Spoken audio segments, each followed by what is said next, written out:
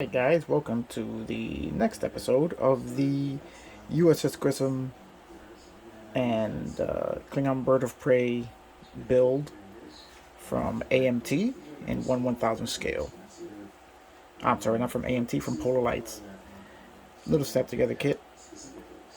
And let's see where we're at with our progress. Okay, the first thing I wanted to do was decide what color I'm going to make this bird of prey. As you can see, it comes in a bright green, which is depending on what version of this ship you see, it is similar to the color that the ship comes in, but I've seen it a little more dramatically painted than this, let's just say. And this shade of green to me just strikes me as a little too light. So when looking for a color, I was drawn back to one of my old builds, which is the Vodom's Armored Trooper, which I did in a olive drab for the darker parts of the body. Now this color, based on some of the images I've seen, is very close to the color of the Klingon Bird of Prey. And I'm really liking the way it looks for this ship. So I'm going to play with this. I may lighten it up just a little bit, but this is very close to what I want for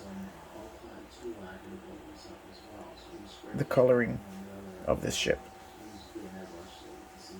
If you want to see more of my Vodom's Armor Trooper, I do have a video review of the build on my channel, so check it out.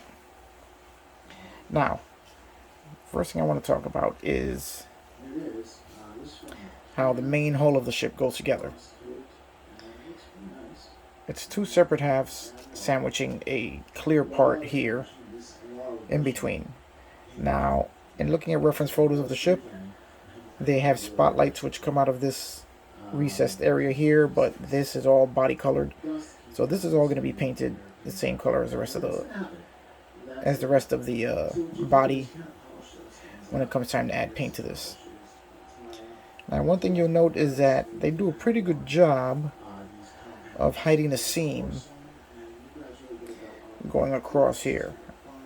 And once it's got paint applied, the tiny little gaps you see here will barely be noticeable once a darker color is applied to the ship. As you can see here at the front of the ship, there's a little tiny gap there. I was going to fill that, but then I thought, it's not even worth bothering with, because once it's painted, you'll barely be able to see that. Or it'll look like just the panel line. Now here you can see a few other gaps here, and here are the two halves of the ship where they meet. I do have to do a little bit of sanding here, but overall I think they did a pretty good job of hiding it, so that once it's painted, it's not something that's going to be really apparent. Now, where you do have a problem is at the rear of the ship where the impulse engines reside, where I was scribing in a few panel lines just to test something out, and those will all be sanded off.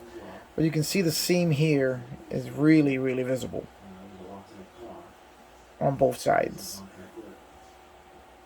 So that's not going to look good toward the back of the ship. So there will be some seam sealing going on there. I'll be filling those in. And as you can see, these two little openings on each side, this is where the impulse engine is supposed to be inserted. If you look at the instructions, it shows you here that the impulse engine, after assembling the two halves of the body, just kind of snaps into place. Well, that's not really going to work, because there simply isn't enough room in the back of the ship to slide the impulse engine in. As you can see, the tabs, even if you can get one in, to place, you'll never get the other one to go all the way in without causing some kind of damage, either to your paint job. I think I have that upside down, but here we go. We'll try it even in the right orientation. And as you can see here,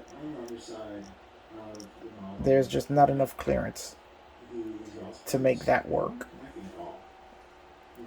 So what I'm going to do is, after I fill in these two cavities where the impulse engine is supposed to slot into, I will just cut the tabs off of the impulse engine on each side and simply glue it into place right there. Even though this is a snap tight kit, this is going to be the best resolution for this, as the only other recourse you have is to separate the body and install the impulse engine and then put the two halves of the body together at the same time that you're pushing the impulse engine, holding the impulse engine in place. A little bit of a delicate, balancing act. I did manage to get it in there that way, and then I took the body apart because I really just didn't like the way it sat in there. And with painting the body and painting the impulse engine separately, it's going to become a little bit of a nightmare. Plus, the impulse engine is a translucent piece. It's a clear plastic piece, and I want to put a little bit of reflective backing on it, so that when I paint the impulse engines red, I'm going to use a clear red, and that'll show as if the impulse engines are lit.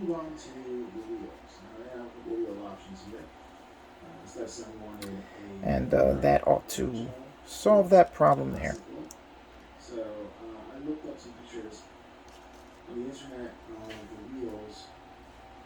So I think that's going to do it right now for this episode. This is the first step, and I've already found something that needs to be addressed. May also be adding some more detail to this backside here, which is pretty plain. That's why I was playing with scribing some panel lines into it. But maybe trying a couple other things just to see if I can dress that up a little bit back there. Alright guys, this is going to be it for this episode. Not too eventful, just covering the first assembly steps of the Klingon Bird of Prey. Alright, that's going to be it. And remember, follow along. You can see the entire build. And hit a thumbs up if you like what you see. And like and subscribe if you want. Because it's going to be a fun build. Especially when we get to the painting. It's going to be a real good exercise in weathering. So I will see you on the next one.